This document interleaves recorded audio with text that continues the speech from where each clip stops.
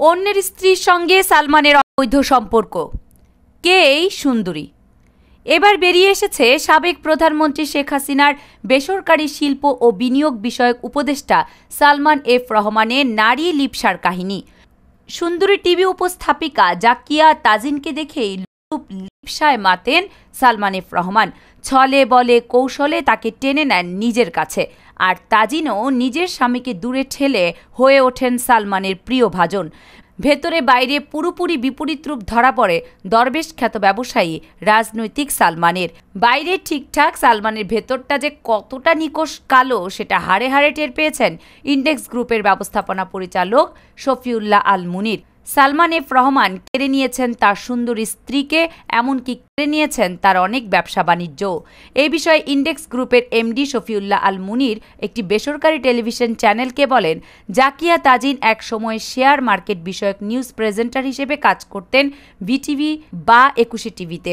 তখন থেকেই ওনার সঙ্গে সালমান এফ রহমানের একটা ভালো সম্পর্ক ছিল। সবাই বলে তাদের মধ্যে কোনো আইনগত বৈধ সম্পর্ক ছিল না। অনেকেরই ধারণা তাদের মধ্যে একটা বাজে সম্পর্ক ছিল, আর সেই সম্পর্কের প্রভাবটা পড়েছে আমার বেবি ও আমার নিজের উপর। টেলিভিশনের অনুষ্ঠান সূত্রে সালমান এফ রহমানের সঙ্গে পরিচয় হয় ব্যবসায়ী মুনিরের স্ত্রী জাকিয়া তাজিনের, বাড়ে ঘনিষ্ঠতাও। তাদের কাছের মানুষের কাছ থেকেও শোনা যেত অনৈতিক সম্পর্কের গুঞ্জন। তাকে তালাক দিতে মুনির রাজি না হওয়ায় সালমান এফ রহমানের গুপ্ত চরিত্রটা বেরিয়ে আসে নগ্নরূপে। এই বিষয়ে মুনির বলেন, সালমান এফ রহমান আমাকে ডেকে নিয়ে যায় তার অফিসে এবং সেখানে তিনি বলেন যে তুমি তাজিনকে ডিভোর্স দিবা 48 ঘন্টার মধ্যে। সেই সঙ্গে 300 টাকার একটা স্টাম্প দেখিয়ে বলেন যে তুমি এখানে সই করবা। ভুক্তভোগী এ ব্যবসায়ী বলেন, ওই স্টাম্পে 8টি শর্ত লেখা ছিল। তার মধ্যে ছিল, আমি কখনোই আমার কোম্পানিকে নিজের বলে দাবি করতে পারবো না, আমার স্ত্রীর নামে সোশ্যাল মিডিয়া বা টিভি চ্যানেল কোথাও কোনো অভিযোগ করতে পারবো না, আমার ছেলের কাস্টডি চাইতে পারবো না। মুনির বলেন, তখন আমি বললাম যে এটা কিসের জন্য, আমার অপরাধটা কি? আমরা হাজব্যান্ড ওয়াইফ, আমাদের মধ্যে যদি কোনো সমস্যা থাকে সেটা আমরা নিজেরাই সমাধান করতে পারবো, আমাদের ফ্যামিলিও আছে। তিনি বললেন, না তা হবে না, সোজা পথ হচ্ছে তুমি এখন যাবা এবং তোমার স্ত্রীকে তুমি ডিভোর্সের নোটিশ পাঠাবা এবং তাকে ডিভোর্স দিবা।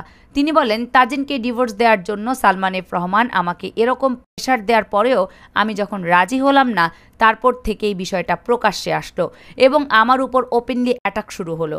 এর আগ পর্যন্ত কিন্তু বিষয়টা গোপনই ছিল বা কেউ জানতো না, এমনকি আমার অফিসের লোকজনও জানতো না যে কোনো সমস্যা হচ্ছে কিনা আমাদের। সালমান এফ রহমানের এই নারী বলি হয়ে ব্যবসায়ী শফিউল্লাহ আল মুনিরকে গুম হয়ে থাকতে হয় দীর্ঘ 1 মাস। মামলার হামলায় দুর্বিষহ হয়ে ওঠে তার জীবন, যদিও 2020 সালের শেষ দিকে তালাক হয়ে যায় তাদের। কামরুন নাহার রাখি, কেএনআর মিডিয়া।